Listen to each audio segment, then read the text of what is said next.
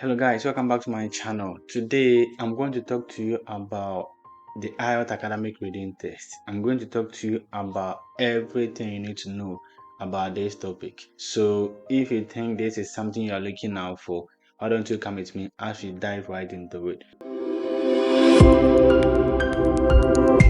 What I want to say is that by the end of this video, you should have understood everything that has to do with the IELTS Academic Reading Test. So if you're an IELTS test taker and you are seeking to pass this test on the first attempt, then this video will be the right thing for you. I believe that there are some tips in here that would go a long way to help you. Remember, I've got my pen on here. What this is that everything you're going to do here is practical. My name is Sestak Majman. You can simply call me Hobby. I am a one-time IELTS test taker and a nurse in the United Kingdom. So as you can see on the board, there are a couple of things we are going to look at. So you can see an IELTS reading test sample on here. This is it. So this is a reading passage, and we are going to use this to talk about the IELTS Academic Reading Test. What I want you to understand is that once you register for IELTS, there are 4 aspects you are going to sit for. When I say 4 aspects, there are 4 tests you are going to write. Okay, the first one will be your listening test. The second one will be your reading test. And you have your writing test to do as well as your speaking test. So you've got to pass all these 4 tests to get the right band score you are looking out for, so that you can pursue the dream you wrote the IELTS for. When you have the IELTS reading test, one thing I want you to understand is that it might appear difficult at the start. So as you can see on the board, it appears somehow scary because the passages may appear too long for you, and then the vocabulary and the sentence structure may be somehow complex. But you should understand that the passages has been designed in such a way that even an ordinary person can understand and possibly get the answers out of them. Once you have the IELTS reading test paper in front of you, whether in the examination center or you're doing your practice, I want you to understand one thing. Possibly see this passage as a forest, and then see yourself as a hunter. Now, as a hunter, you don't go to the forest with the hope of easily seeing animals and kill. Sometimes, or most times, the animals may be hiding.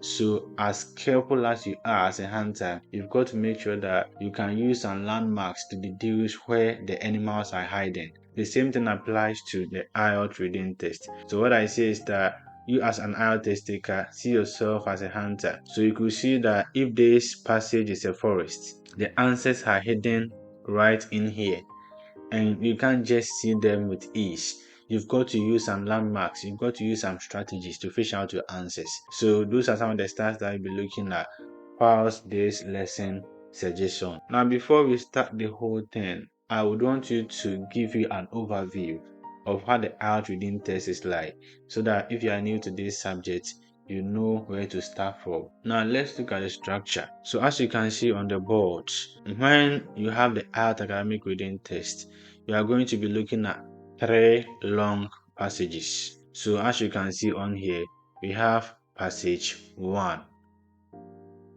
And you could see that this passage has got 1 page, and then there's another page here. So in actual sense, 1 passage will cover 2 pages. Now looking at this, you can see that there's quite a bulky information to read. But what I normally say is that if you are consistent with practice, you can realize that these 2 passages are very short for you to read.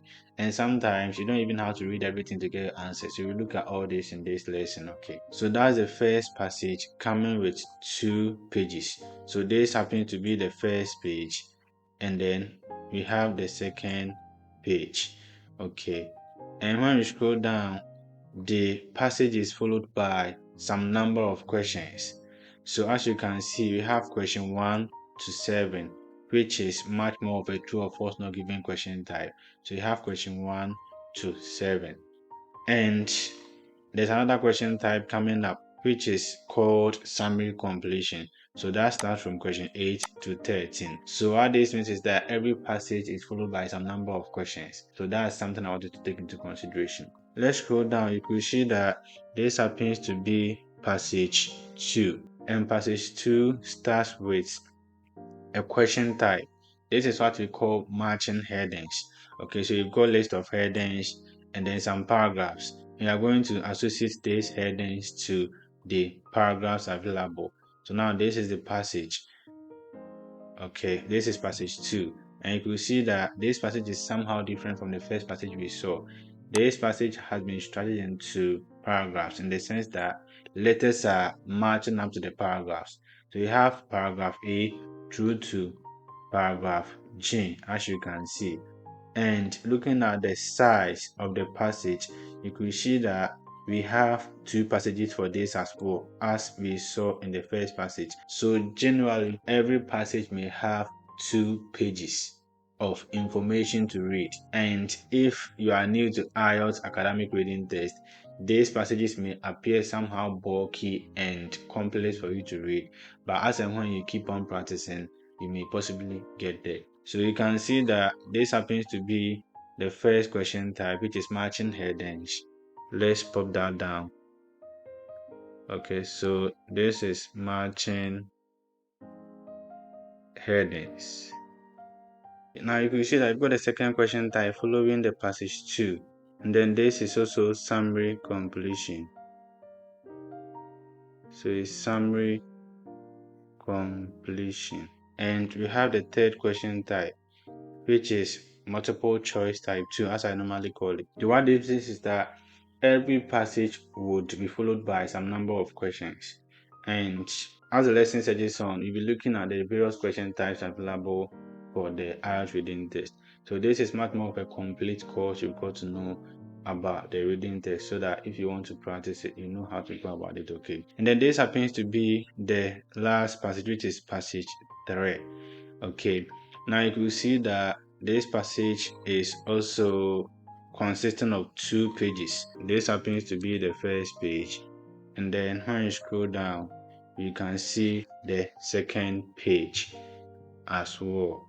So what I want you to understand is that it is always possible, or there's a high probability that you meet a passage that consists of 2 pages of information to read. This passage is followed by some number of questions. So you can see that we have question 27 to question 30. And this question type is called multiple choice type 1. Okay, so let's write that down. Multiple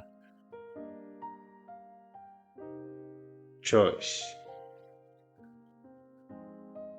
And then when you scroll down, there's another question type. This is called summary completion, but this time it comes with multiple options to choose. So what I wanted to understand is that this is how the passages are structured. Now I wanted to talk about the questions that follow each passage. Let's look at that briefly, and you would possibly understand what I'm trying to mean. One thing I want you to understand is that the IELTS Academic Reading Test consists of 40 questions, and these 40 questions follow the 3 passages involved. So what this means is that every passage should have at least 13 or 14 questions. And as an IELTS test taker, probably you know the kind of marks you are looking out for. So you should be able to prepare as such so that you attain that score. Moving back to passage 1, you could see that this passage, as you can see, is followed by 13 questions. So we have the first question type, which is true or false not given, having 7 questions. When we scroll down to look at the second question type, this is summary completion. It starts from question 8 to question 13. So all you know, passage 1 is giving us 13 questions. So passage 1 is equal to 13 questions. When we move on to passage 2, you could see that it starts with a margin heading question type. So now the margin headings has about 1, 2, 3, 4, 5, 6, 7 questions. Let's move on to look at the other question type. Summary completion here has 1, 2, 3, 4. So 7 plus 4 is 11. And then when we come down here, we have what we call the multiple choice. type 2. So you could see that this consists of two questions. So 7 plus 4 plus 2 should be giving us 13. Okay, so remember the first passage has 13 questions. So 13 plus 13 is equal to 26. So if the whole IELTS reading passage is 40, and then passage 1 and 2 are giving us 26 questions, then we've got 14 questions more to pick up from the passage 3. So let's go and look at that. So you can see that the passage 3 comes with its first question, which is multiple choice type 1. And then this consists of 1, 2, 3, 4 questions. And right after that, we have a summary completion with options to choose from. So 1, 2, 3, 4. So you can see that we have 4 multiple choice type 1, 4 summary completions, making 8. And then when you scroll down, this is what we call matching features. Let's write it down. I want you to be keeping an eye on the question types we are coming across. Okay, so we talk about that extensively, but I want you to have a fair idea. That's why I'm writing them down. We have 1, 2, 3, 4, 5, 6. So now 8 plus 6 will give us 14.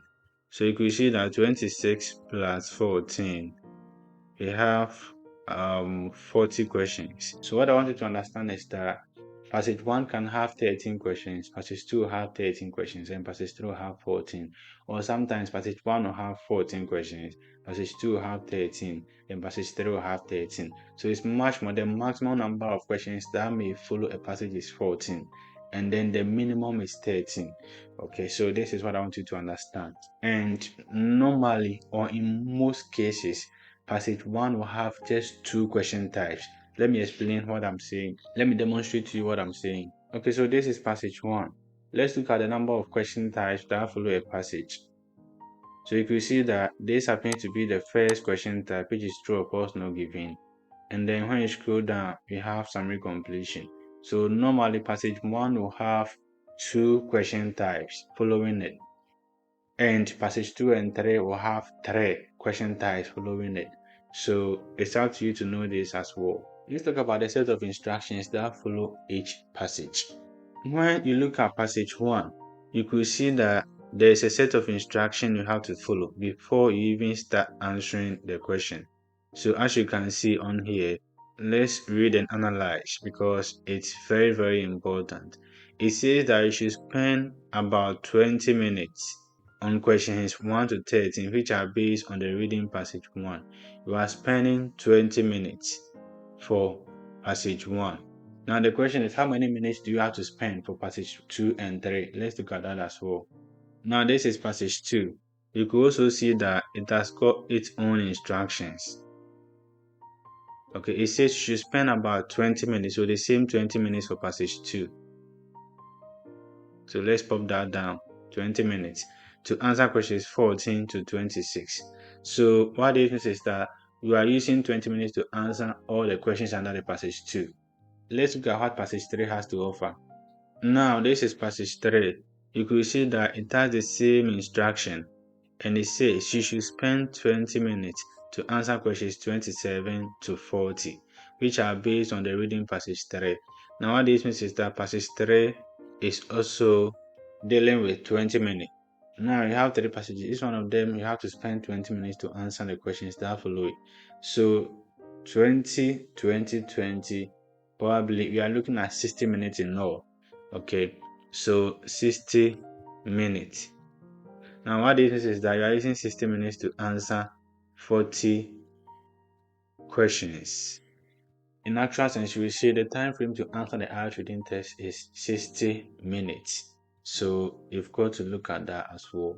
Now you can see that as I was taking you through the different passages available, we came across different passages or different passage types. We had the one without letters as paragraphs, and we have the ones with letters. Now I'm just going to take you through that once more so that at least you become conscious of it, because most times the passages you have, you'll be able to tell the question types that follow. So for example, when we look at passage 1, you could see that this passage has no letters attached to it. So it's just our ordinary paragraphs with spaces left between them. So you could see that if you are to consider this will be our first paragraph for this passage. And then this will be our second paragraph.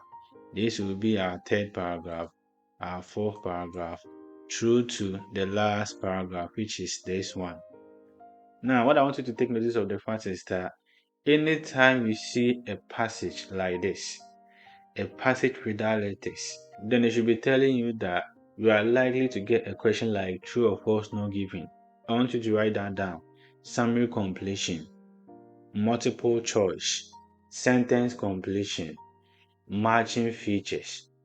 Okay, these are the question types that are likely to follow such type of passage. You could see that these are true or false not given questions, as I said, and then this is summary completion question types. Okay, yeah, so this is something you have to take into consideration. Now let's look at passage 2.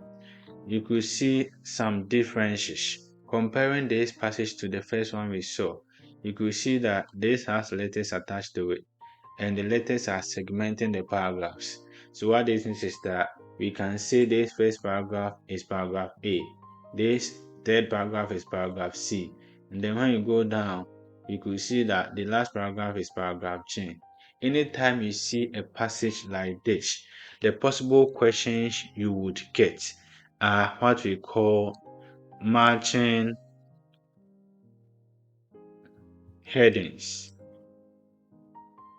And then we also have matching information. You possibly get one of these, and then they'll be followed by either true or false not given, summary completion, multiple choice, yes, no, not given, or any other question. But what I want you to understand is that anytime you see a passage like this, you are likely to get one of these. So for this passage, the question that followed it is matching headings. So this is something I want you to keep in mind. Let's go and look at the third passage. Now, when we look at the third passage, it's similar to the first passage, okay? So you could see that the paragraphs are not lettered. They are just the ordinary paragraphs So you can say this is paragraph 1, this is paragraph 2, then paragraph 4, in that order. Now, let's look at the question types that follow it. I want you to take a critical look whether there is any matching headings or matching information question type. So you can see that it's just multiple choice. This is summary completion, and then we have what we call matching features. So there's no matching information, then there's no matching heading. So anytime you see a passage looking like this, then you should forget about the fact that you are going to get a question on matching headings or matching information, which most people are not happy with because they take a lot of time to probably deal with them. These are some of the clues you can look at to deduce the question types that follow a passage. I know at this point you've learned a lot about the IELTS Academic Reading Test. If you've not liked this video, if you have not subscribed to this channel, then please use this opportunity to do that. Click on the like button so that YouTube sees the relevance of this video and then shares it to as many people as they can. And then don't forget to be part of this community by tapping on the subscribe button. Thank you very much. Now let's continue. I'm just going to tell you a bit about the question types you need to expect. And I always advise that before the due set date is due for you to write your exams, you should have familiarized yourself with all these question types because you can't really tell which question type you'll be meeting. You can't say because you don't like matching headings or matching information, when you are practicing, you're not going to deal with that. For all you know, that will be the question type you'll be getting during the examination day. So you've got to make sure that you know every question type about the reading test. I want you to pick a pen and paper and then be writing them down. We've got what we call true, false, not given. With this question type, as you are seeing on the board, it says, do the following statements. Now the question is, what are the statements? These are the statements. Statement 1 to 7. Agree with the information given in the reading passage 1. So remember that this information or these statements you are seeing here have been picked from the passage. Okay, this is passage 1. They want you to tell if any of these statements agree or disagree or cannot be found in this passage at all. If any of these statements, for example, statement 1 agrees with a statement in the passage, then we say it is true. There's an explanation to each one of these parameters that if at a point you have found one thing, you can reach out and then get an understanding of it. It says if the statement agrees with the information in the passage, then it is true. Now, if the statement contradicts, so when we say contradict, it's the opposite way. So, for example, if this statement is said in the opposite way in the passage, then we will go for false. But if this statement cannot be found in the passage at all, or if there is no information on this statement in the passage, then we go for not given. So, this is something I want you to take into consideration. Have this understanding in mind, because sometimes it appears confusing to decipher between the false and the not given. You'll be looking at a practical display of it, so you don't have to worry about that at all. So this is the concept, and this is called true, false, not given. Let's write that down. True, false, not given. Question type. This happens to be the second question following the passage 1. This question type is called summary completion. Let's write that down. Summary completion. Why is it summary completion? So what happens here is that you could see that this is a summarized version of a part of the passage.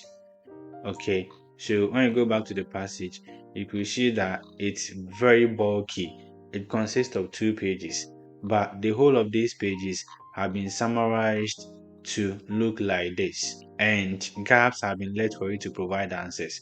Remember, every answer you need for this question is in the passage, and it comes with a set of instructions. So it says that choose one word only from the passage. So normally this question type will tell you the number of words to use as an answer. So as you can see, one word only. So as you read the passage and you are looking out for your answers, you should have at the back of your mind that you are looking for just one word only to fill these gaps. Okay, so that's the general idea about the summary completion question types. And as you can see, we have a way of going about it. So when we start dealing with the individual types, you possibly understand it. And when we come down here, this is passage 2. You could see that this passage starts with the very first question, which is matching headings. Normally, when you have a passage with matching headings following it, you see that the matching headings question starts first. So with the matching headings, the general idea you have to have is that, as the name implies, you are matching headings. You are matching the list of headings here to the paragraphs you have been given. So the paragraphs have been lettered from A to G. Once you read this paragraph, you ask yourself, what heading is appropriate for it? So you come up on here, you go through all these headings, and then you choose the appropriate heading for the paragraphs involved. So that's the general idea about it. Now, thinking about this, they should tell you that then you've got to read everything to be able to decipher which heading befits the paragraph. So what I'm trying to say is that you read from paragraph A to paragraph G. Now the question is the 20 minutes enough to read this long passage? No. So if no, then how do you approach it? You'll be looking at how to deal with that as the lesson goes on. If you have not subscribed to this channel, please endeavor to do that. And when you drift down, we have another summary completion which I've explained earlier. Then this is multiple choice type 2. So this is where you have a question from the passage and then some multiple choice have been outlined for you. But here, instead of choosing just one option, you are choosing more than one. Okay, so that is why I normally refer to it as a multiple choice type 2. You are choosing more than one option. So it says, which two of the following points does the writer make about King Joseph? You've got from A to E, and you are choosing two of them. Now we move on to passage 3. We have another question type, which is multiple choice type 1. So here you've got a question coming from the passage and you've got multiple choice, 4 multiple options to choose from. So here you're just choosing one answer. So if the answer is A, it's just A. If the answer is B, it's just B. So the difference between the multiple choice type 1 and that of the type 2 is that with the type 1, as you are seeing on here, you are choosing just one option. And with the type 2, as we saw right here, you are choosing more than one. So the maximum I've seen sometimes is 3. So yeah, and the minimum is 2. So just take notice of that. And when you scroll down, you have summary completion, but this time with options. Even though the answers can be found in the passage, but you also have to consider these options. They are very important. And this is what we call matching features. So you have a list of people, it might be researchers or any other down here, and then you have some statements up here. So what they want you to do is that you are supposed to match whoever said any one of these statements to the list of people on here. So for example, if Stella Pachidi made a statement 35, then you've got to match her name to 35 to say A. If Hamish Lowe made a statement 38, then you've got to match the letter associated with the name to that. So this is B. So now this is how the margin features looks like. So these are not all the question types you can get. We have yes, no, not given. We have margin information. We have sentence completion. We have matching sentence endings and table completion, diagram completion. All these can be found in the IELTS Academic Reading Test. And as I said, it's up to you to make sure that you work on each one of these question types before your examination time is due. Otherwise, you will end up failing your test. Now that you have fair idea about how the IELTS Academic Reading Test is, I think the next thing we can jump on to is how to approach it. So let's say you have this question paper right in front of you. It's time for you to either practice or do your actual test. Now the question you'll be asking is that what should you do? Remember, you are to use 60 minutes for the whole session to answer 40 questions. Now what should you do? I wouldn't want to dive much into that now. I will be doing that in a separate video just to take you through the step-by-step approach so that at the end of the day you are able to save an appreciable amount of time. Because remember, the 60 minutes, as you can testify, is not so much. So you've got to be very careful when dealing with the questions as well as the passages so that you're able to work within time. Before we end this lesson, I would want to be talking about the marking criteria as well as the scoring system. Okay, so that if you are preparing for these exams, you set your mind on the marks you are looking out for. And as I always say, the marks you are looking out for the reading test should be based on what you want to read the results for. For example, if you want to use the results to register with the UK NMC, they are looking out for you getting a band score of 7 and above. Okay, so if you get something below that, you can't use the results for that purpose. You've got 40 questions, and with the 40 questions, each one of them carries 1 mark. Yeah, so for example, if the answer to question 1 is correct, then you have 1 mark for it. So there is no half a mark. That's something you have to take into consideration. So every answer you write is either right or wrong. If it's wrong, you get no marks for it. If it's right, you get 1 mark for it. And when you look at the summary completion, probably you are supposed to spell. Okay, the answers are in the passage. Let's say if the answer is boys, and then you choose right boy, because you didn't add the S, don't expect to get half a mark. It's totally wrong. There's no half a mark in the IELTS reading test. Now, this is to say that in the IELTS academic reading test, it's possible to get 40 out of 40 because every answer you need is coming from the passage. So I know people who managed to get by 9 and it was quite easy. You may be asking, so if I get 40 or if I get 30 or I get 38 or 25, what band score will be associated with these marks? What I want you to understand is that there's just one thing I want you to keep in mind, that you need 30 and above So what this means is that 30 out of 40, 31 out of 40, 32 out of 40, to be able to fall within the score most institutions are looking out for, especially most professional institutions. So if you should get 30 out of 40, you start having a band score of 7. And if you get something below that, then you are falling into 6.5. Now remember, the total band score you are looking at here is from 0 to 9. Okay, so you have 0 band score to 9 band score. To get band 9 in the IELTS reading test, you need all the answers correct. But if not, then should you get 30, then you are looking at band 7. Should you get 33, 34, you are looking at 7.5. Should you get 38, you are looking at 8.5, thereabout. What I want to keep in mind is that you need 30 and above marks to fall within the right band score most professional institutions are looking out for. So this is something I want you to keep in mind. So as you prepare, be thinking of getting 30 and above in your IELTS academic reading test. What I want us to be looking at next is how to possibly approach each one of them. So if you have the paper in front of you, what do you do?